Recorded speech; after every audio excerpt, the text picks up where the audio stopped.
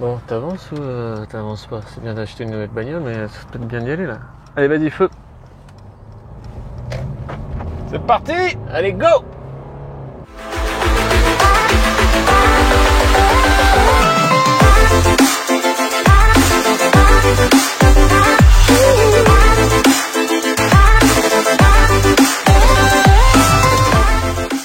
Salut les amis sur la chaîne Imorenta. Aujourd'hui on est en voiture et on va vous faire un petit peu un débrief sur des financements qu'il y a eu de nos coachés, des personnes qu'on accompagne, que ce soit en VIP ou même dans le cercle des Imorantiers. Qu'est-ce qui se passe en ce moment au niveau des financements? Et j'ai même envie de te dire qu'est-ce qui se passe là fin 2020. On va dater la vidéo normalement. Faut pas le faire sur internet. Faut pas faire sur YouTube parce que sinon la vidéo est vite dépassée. Eh bien on s'en fout. On va te parler de ce qui se passe maintenant fin 2020 parce que tout le monde nous dit attendez, arrêtez d'investir dans l'immobilier, les financements à 110%. C'est terminé. Eh bien les amis, c'est ce qu'on va voir tout de suite maintenant. Alors Julien, qu'est-ce que tu as à me dire sur le sujet? Déjà, si tu t'es pas abonné à la chaîne, abonne-toi à la chaîne. Alors excuse-moi, la caméra tourne un peu parce qu'il fait des ronds-points en même temps. C'est bien, mais quand même. Donc abonne-toi à la chaîne, n'hésite pas, surtout tu nous mets des pouces, ça nous fait toujours plaisir. Et n'hésite pas aussi à mettre dans les commentaires les sujets sur lesquels tu veux qu'on aborde dans les prochaines vidéos. Alors ouais, donc Laurent, si tu as vu l'interview juste avant qui est sur notre chaîne YouTube. Tiens d'ailleurs, on va mettre la petite fiche là que vous voyez s'afficher juste ici. L'interview de Laurent, le projet qu'il a fait, donc c'est la personne dont on vous parle. On va vous donner un peu les détails du financement. Parce qu'on vient de l'avoir au téléphone, c'est pour ça qu'on fait la vidéo là. On est sur la route, on n'attend pas, on vient de l'avoir au téléphone, on se dit clac, Julien, boum, on fait une vidéo, on en parle. Et là, donc la petite fiche si vous voulez aller voir l'interview de Laurent. Donc Laurent a trouvé un projet qui était intéressant, tu iras voir les chiffres, on a été le voir. Et puis on a décidé que c'était une bonne affaire, donc on lui a dit Laurent, tu devrais acheter. Si tu l'achètes pas, nous on l'achète. C'est ça. Voilà, bon bien sûr il a acheté, c'est pour lui qu'on cherchait. Et très bon projet, Laurent a un bon profil, c'est pour ça qu'on travaille avec lui aussi, c'est parce que il met bien les bonnes actions financières en place pour commencer à préparer le terrain pour obtenir un financement. Donc déjà le premier point que j'ai envie de vous dire, si vous n'obtenez pas de financement, c'est déjà que vous faites certainement certaines choses mal. On va dire faire de la merde sur vos comptes bancaires. Voilà, déjà. Soyons très simple, soyons pragmatiques. On a déjà fait plusieurs vidéos là-dessus, mais on va quand même vous le répéter parce que c'est un sujet qui revient tout le temps et une remarque qu'on entend tout le temps. C'est ça. Déjà, il faut que vous prenez des bonnes actions sur vos comptes bancaires pour rassurer les banquiers. Tu ne vas pas prêter 50 balles à quelqu'un, même 50 euros si tu es sûr à 100% que tu ne vas pas les revoir. Le banquier, c'est pareil, sauf que lui, il va te prêter 200 000. C'est ça.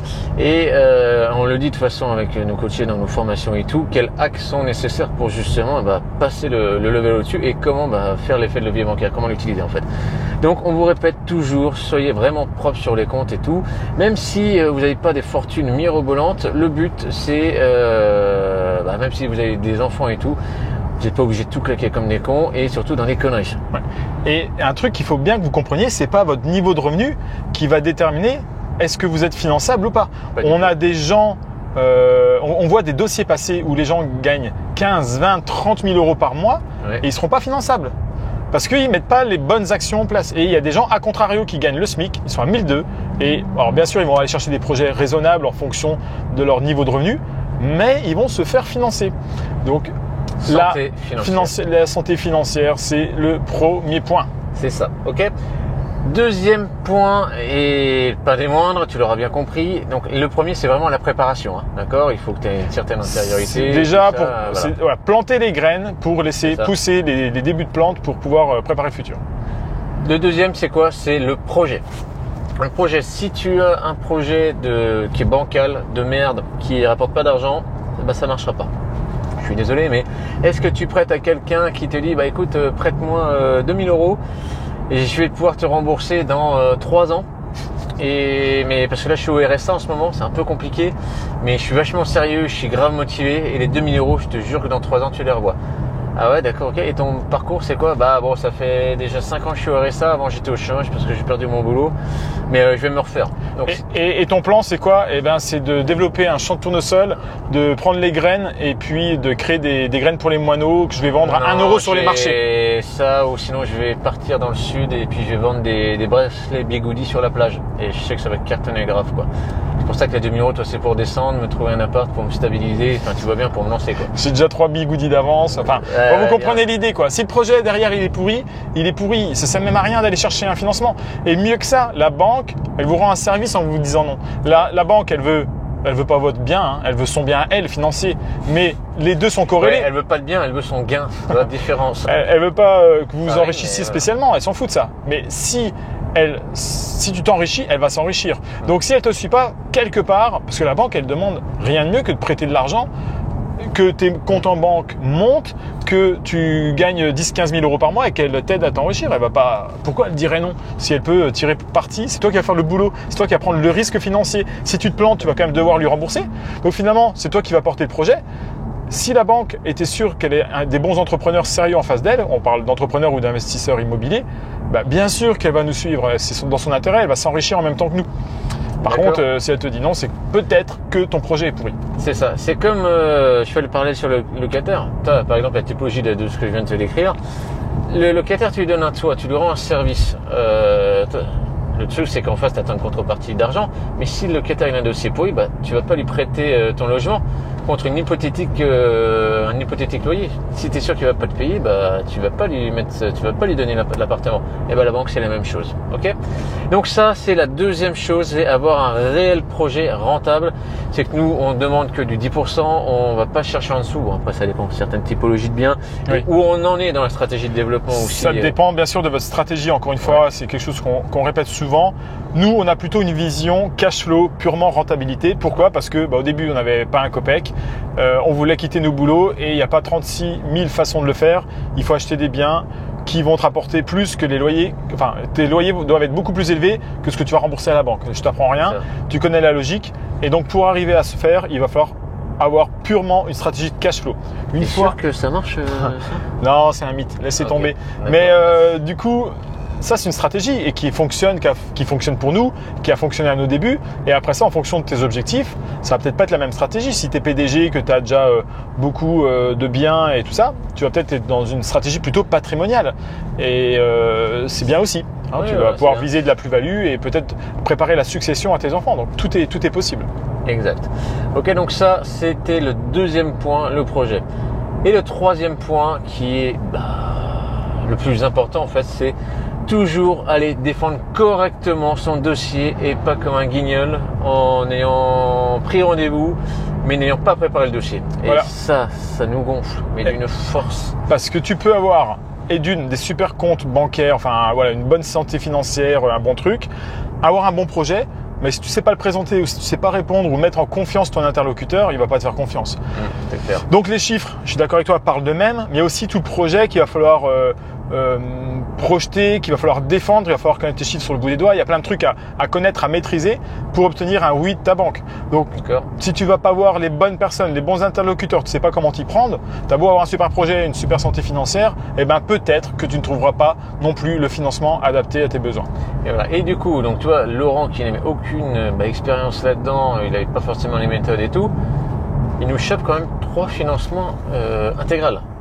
Donc c'est quand même, ça parle, c'est réel quoi. Donc c'est pour ça qu'on voulait te faire cette vidéo là. En date, on va donner la date, on est le 3 ou 4 septembre aujourd'hui, j'ai pas la date exacte. Alors c'est le problème garanti, c'est qu'il ne sait jamais vraiment quelle date. Bon bref, on est début septembre, j'ai dit décembre peut-être, non, début septembre 2020. Septembre. Voilà, début septembre 2020.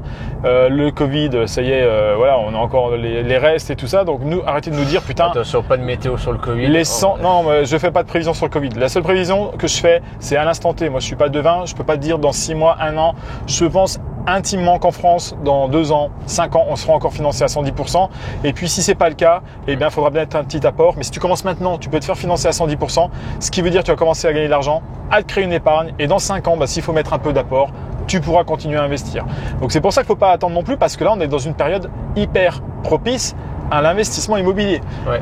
Je rappelle le taux quand même, 1,35%, et ils n'avaient pas eu encore de la renégociation derrière, tu vois. 1,35 sur 20 ans. On peut avoir, c'est du servi. On voit passer des taux encore mieux que ça, mais au bout d'un moment, il faut. Des pires aussi, mais même des pires tant que c'est inférieur à 2, c'est financé, c'est déjà beau. Faut pas, il n'y a pas que le taux, il y a d'autres choses à négocier. Il faut savoir en général, si le mec il te file 300 000 balles, tu les prends.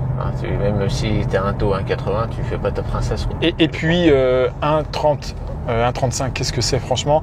Quand on a commencé à investir, on était, moi je me souviens, à 4,80, à 4,8 d'intérêt et j'étais content parce que j'avais négocié les taux. Donc là maintenant, arrêtons de nous prendre la tête pour du 0,10 parce que vous allez voir sur les mensualités, ça va pas changer grand-chose. C'est ça. Et surtout, vous allez risquer de faire une rupture avec la banque. Voilà. De toute façon, le meilleur moment pour investir dans l'immobilier, il ne faut pas chercher midi à 14h, c'était il y a 20 ans. Pourquoi? Parce que maintenant, ton bien, il aurait été payé par le locataire et tu auras un bien qui vaudrait… tu aurais peut-être acheté ça 200 000 euros, il vaudrait peut-être maintenant 400 000 euros, bien sûr, ça dépend d'où tu as acheté. Mais il y a 20 ans, tu ne l'as pas fait. Donc le deuxième moment, le meilleur moment pour investir dans l'immobilier, eh bien, c'est maintenant. Et si tu veux investir maintenant, bah pareil, toujours la toute petite minute promo à la fin, eh bien, on te met le lien sous la vidéo pour rejoindre le cercle des Immo-Rentiers. C'est un package en fait, on a mis toutes nos meilleures techniques pour t'aider, voilà, pour t'aider à investir. Donc il y a plus de 35 heures de vidéo, mais surtout, et là c'est très fort et je pense que on est parmi les seuls à le faire en perso, c'est qu'on vous accompagne pendant 1 an. On vous fait un coaching tous les 15 jours pendant 1 an. Donc ça vous laisse largement le temps d'acheter votre premier bien immobilier, même si vous êtes complètement débutant. On a des gens qui sont aussi déjà avancés dans ce cercle. Donc ça permet d'échanger avec eux par WhatsApp et par Facebook, parce qu'on a un groupe privé, et d'avoir une entraide pour tous se tirer vers le haut. Donc même si vous êtes déjà avancé, que vous avez déjà plusieurs immeubles, on peut aussi vous accompagner à optimiser des fois, ne serait-ce que quelques petits hacks. Et bien on a vite fait de gagner quelques milliers d'euros par an sur la fiscalité. Et si tu fais 2000 euros d'économie sur la fiscalité en 1 an, imagine sur 10 ans ce que ça donne. Voilà, donc on vous met le lien pour le cercle des Immo-Rentiers. Puis si vous êtes encore un peu dans le brouillard, vous ne savez pas où aller, on vous met également un lien, 30 minutes de rendez-vous téléphonique, soit avec Julien, soit avec moi. Et là, je sais ce que vous vous dites, je préférais que ce soit Jean, mais bon, ça c'est pas ça, on peut pas le choisir. Ou alors avec quelqu'un, je te fais une petite aparté. Ou alors avec quelqu'un de notre équipe aussi. Je vais avoir 10 heures de bagnole avec ce mec-là et même une demi-heure, je vais te dire. Fais bien attention quand même. Et sérieusement, donc vous aurez un rendez-vous soit avec Julien, soit avec moi ou avec quelqu'un de notre équipe en fonction de l'emploi du temps. Et le but de ces 30 minutes de téléphone gratuite, eh ben, c'est de faire un état des lieux, prendre un peu une photo de votre situation à l'instant T, où vous en êtes et surtout définir avec vous où vous voulez aller. Parce que peut-être que vous y avez réfléchi, mais peut-être que vous avez besoin aussi d'en parler. Et après ça, définir un plan d'action gratuit à la fin de l'appel. Quelles sont les grandes lignes que vous avez besoin de mettre en place pour commencer à passer à l'action? Parce que je crois qu'on a tous le même problème. Et moi, le premier d'ailleurs, à 18 ans, je savais qu'il fallait que j'investisse dans l'immobilier. Et mon premier investissement, je l'ai fait à 26 ans. Donc tu fais le calcul, j'ai perdu 8 ans. Et ces 8 ans-là, eh bien, en capital amorti, elles m'ont coûté plusieurs dizaines, voire plusieurs centaines de milliers d'euros si j'avais commencé plus tôt. Donc si tu veux mettre le pied à l'étrier, j'ai envie de dire, prends ton rendez-vous téléphonique. On te donne à la fin de l'appel un plan d'action, si on peut le faire, mais dans la plupart des cas, on peut le faire. Et puis, si on pense vraiment pouvoir te faire accélérer, on te fera peut-être une proposition d'accompagnement si tu réponds aux critères que l'on recherche aussi pour accompagner les gens. Parce qu'on ne prend pas tout le monde, mais voilà. Donc, si ça t'intéresse, les liens sont sous la vidéo, cher ami. Allez, on vous souhaite une excellente journée. N'oubliez pas de vous abonner, de nous mettre un pouce si vous avez kiffé la vidéo. Et n'oubliez pas dans les coms de nous mettre un petit mot sur quel sujet sur la prochaine vidéo. Okay. Voilà, et puis j'ai envie de vous dire, allez chercher des putains de financement, arrêtez de penser, arrêtez de croire les gens qui vous disent que c'est pas possible. Voilà. Là, c'est du réel, c'est arrivé aujourd'hui, on vient de raccrocher avec Laurent, il a 3 propositions de financement à 110%. C'est possible les amis. Allez, bye, ciao. Ciao.